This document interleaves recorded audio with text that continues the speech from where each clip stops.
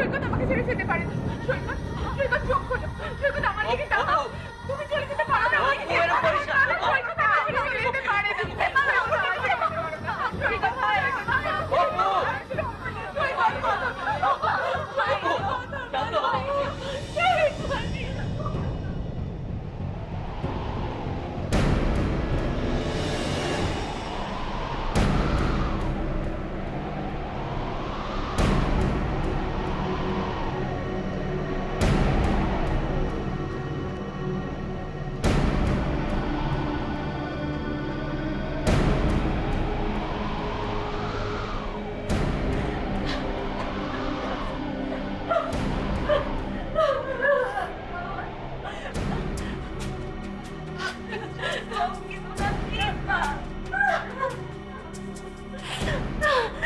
ওনাকে কাঁদতে দাও।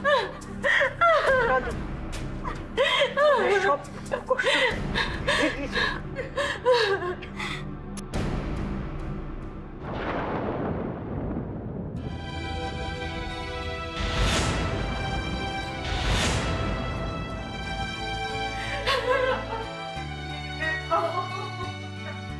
আপনারা বসুন। বসার মতন মনের অবস্থা নেই আমাদের। উনি তো আস্তে আস্তে ঠিক হচ্ছে। চলে যাবেন আমি। যাদের জন্য সৈকতের এই পরিণতি, তাদের কোনোদিন ভালো হবে না, কোনোদিন ভালো হবে না।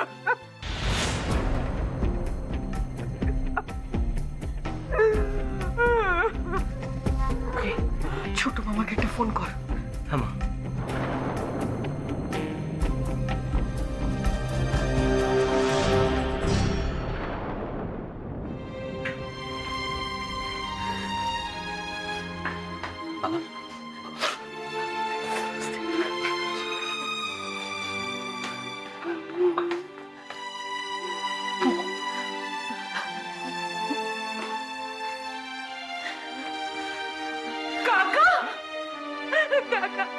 কাকা, ও তো আমায় কথা দিয়েছিল, আমায় ছেড়ে কোথাও যাবে না।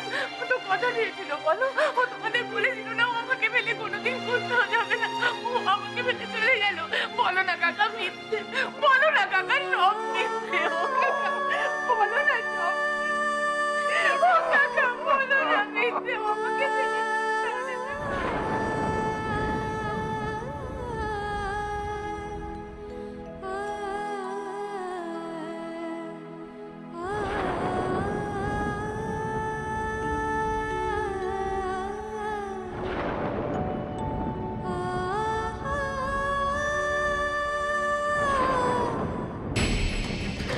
কিরে, ছোট মামাকে ফোনটা করলি?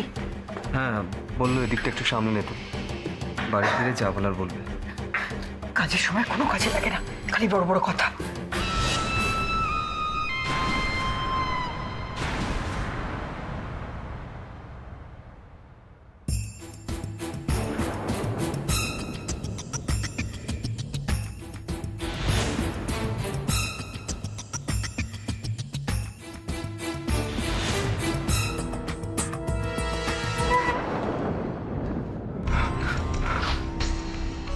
আপনি এখানে কেন এসেছেন?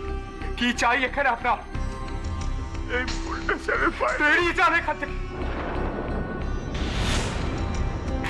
স্যার আপনি, আমি বলছি আপনার কানে ঢুকছে না, না? হ্যাঁ, ভালোভাবে বলছি, আপনার কোনো কথা কানে ঢুকছে না। বেরিয়ে যান এখান থেকে। খবরটা ভাগবত ফেলেছিল, চন্দন বাবু। আপনি স্যার আর কেউ না জানুক, আমি তো জানি সৈকত স্যারের চলে যাওয়াটা আপনার কাছে কতটা। কি বলতে চাইছেন আপনি? কি বলতে চাইছেন? এর মধ্যেই গুলে মেরে দিলেন স্যার।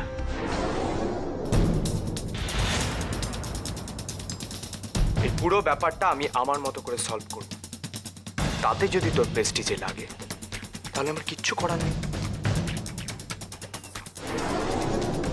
তাহলে তো আপনি এখন সব কিছু, তাহলে আপনি এইসব কথা বলতেই এখানে এসেছেন না? আমি আবারও বলছি, আপনি এখান থেকে বেরিয়ে যান। ভুল করছেন স্যার, আমার হাতে যে কোন ভুল, আমি ভুল বুঝছেন, আমি এসব বলতে আসি। আমার বেরটা করে দিল স্যার। আপনার আর আমার পুরনো সম্পর্কের জের ধরে আমি পাঠদান করতাম না কথা করে। একটা প্রশ্ন স্যার, বলছি সৈকত স্যার কি স্বাভাবিকভাবেই নাকি?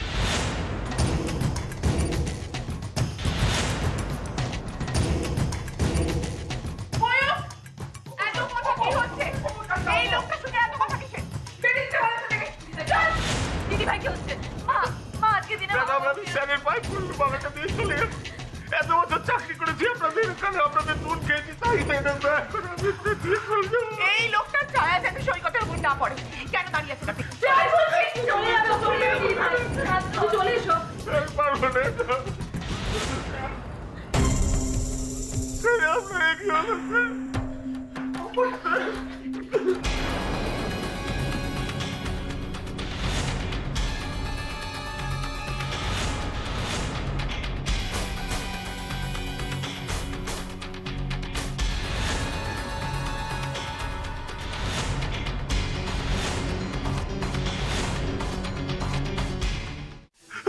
ভগবান, স্যারের আত্মার শান্তি কামনা করি।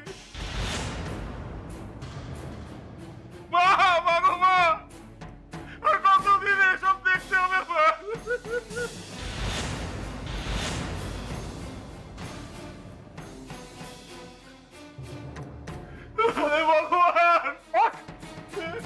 কি এরকম দিন আমার কত দেখবো?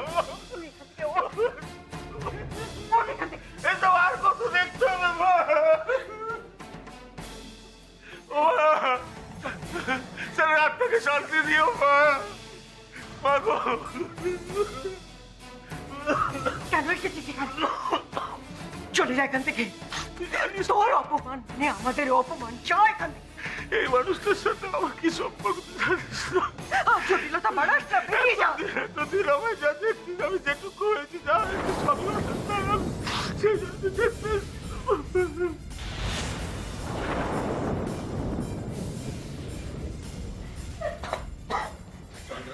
আমাদের কারোর মনের অবস্থা তো ভালো নয়, তুমি বরং এখান থেকে চলে যাও প্লিজ। বুঝতে পারছি আপনাদের মনের অবস্থা ভালো না, তবুও তো আমায় দাঁড়ানোর কোনো কসুর করছেন না। দেখুন, আপনার সাথে কথা বলার আমাদের কারোর ইচ্ছে নেই। এই ভালো শান্তি এখান থেকে চলে যাও। ও এভাবে যাবে না, ওকে ঘাট ধাক্কা দিয়ে মারবে না।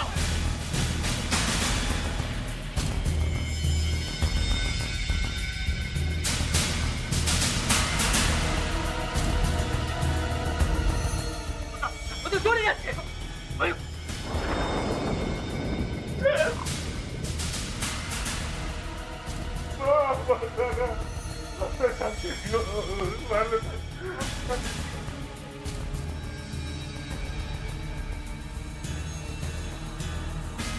আমাদের তো এবার দেরি হয়ে যাচ্ছে, এবার তো বেরিয়ে পড়তে হবে।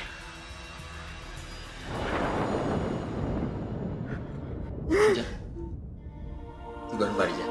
মানে কেন? আমি তোদের সাথে শ্মশানে যাবো। সুজান, বিয়ে হওয়ার 1 বছরের মধ্যে সব জায়গায় যেতে নেই রে।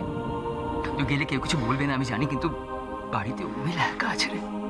তুই ওর কাছে যা, আমি বলছি। সুজন, দেখো আমরা এখানে সবাই আছি, তুমি বাড়ি যাও না। আমরা আমাদেরই কেউ সামলাতে পারছি না। আর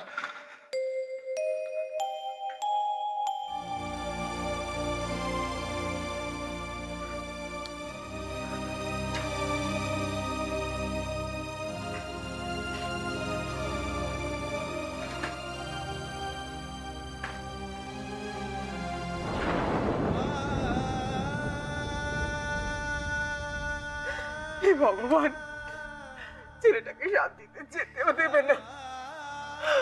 ওইসব দেখার আগে আমি মরে গেলাম।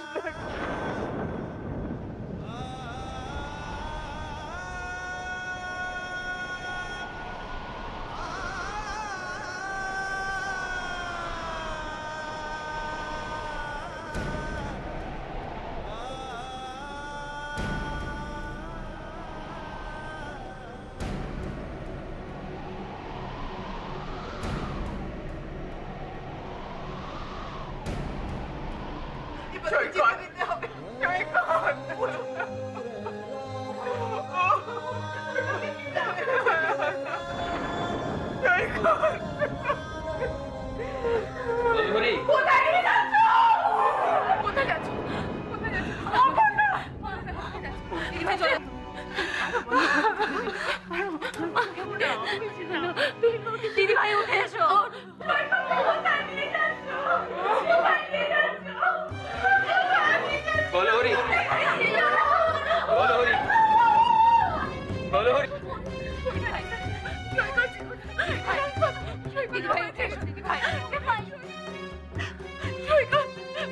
কোথায় নিয়ে যাচ্ছ? কোথায় নিয়ে যাচ্ছ? আমাকে বলো হরি, নিয়ে যাচ্ছ? বলো হরি, বলো হরি, কোথায় নিয়ে যাচ্ছ? বলো হরি, বলো হরি।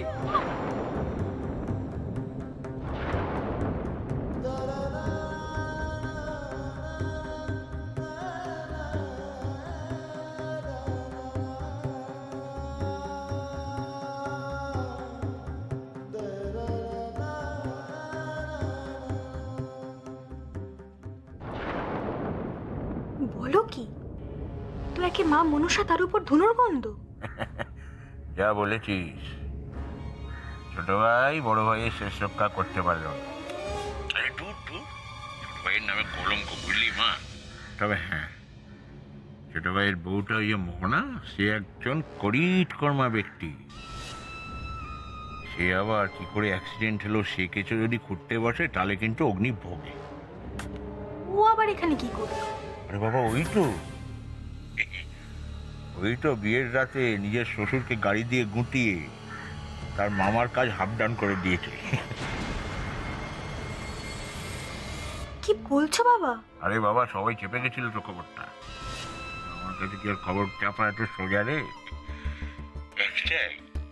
অগ্নিটা যদি ফেসে যায় না, আমার দিদির প্রাণে সেটা সহ্য হবে না।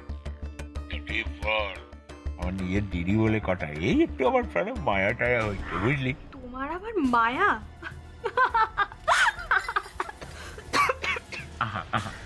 এই দেখেছো, সুজন বলে আমার মায়ের কথাটা খুব মনে করছি। হ্যাঁ, মনে করছে না আরো কিছু?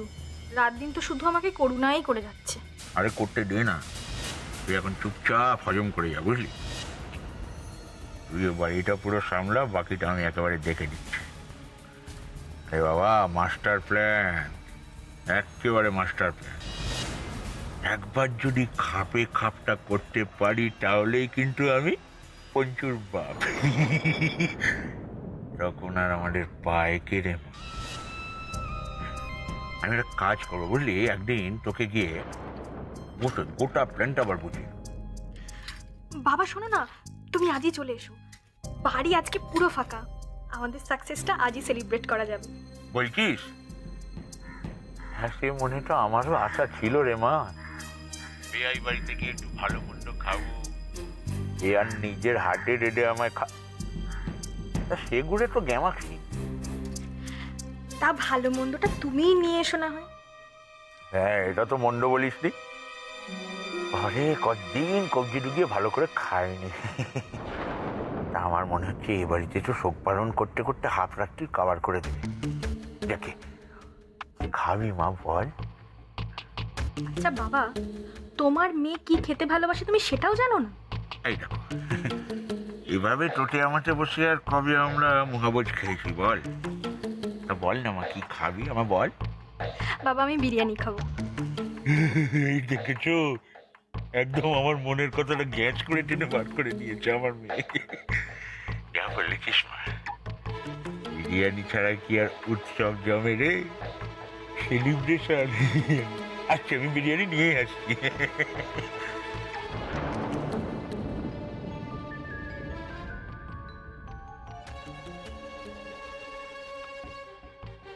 চিকেন না মাটন, দেখি কোনটা জোটে।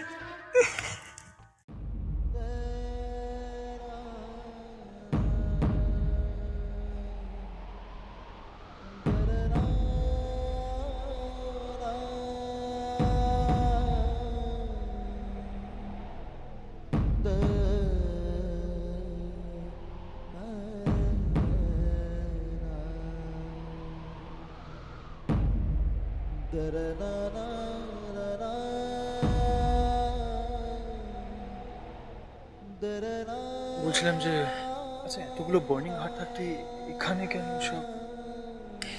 আসলে কি জানো অনি, এই বাড়ির এটাই প্রথা। ডক্টর দিবাকর দেবরায়কেও এখানেই দাহ করা হয়েছিল।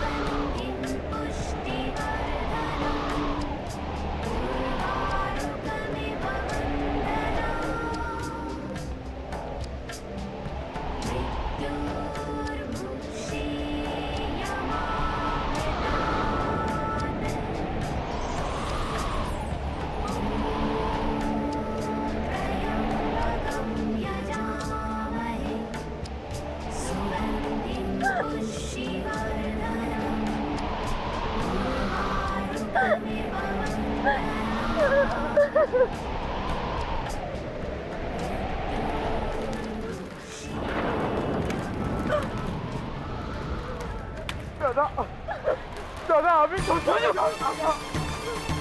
আমি চলে যেতে পারিস না দাদা। দাদা তুই কিছুতেই আমার ছেড়ে যেতে পারছিস না দাদা।